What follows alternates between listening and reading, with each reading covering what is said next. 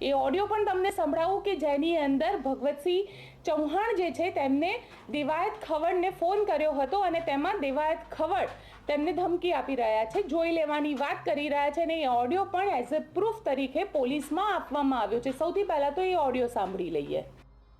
Hello, હા, શું મેં કર્યું છે ભાઈ?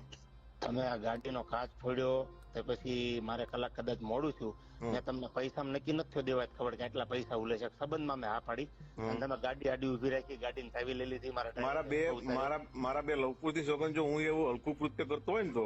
તો તમારા ભાઈ ભત્રીજો હારે હતો ત્યારે એકડા થાર આડી ઉભી રાખી દીધી, તમે કાયદેસર મારી આબરૂમાં હાથ નાખ્યો છે। હું બોલ બચન નથી, આજ દી સુધી જીવો છું કરીને દેખાડ્યું છે, પ્રોગ્રામ ક્યાંય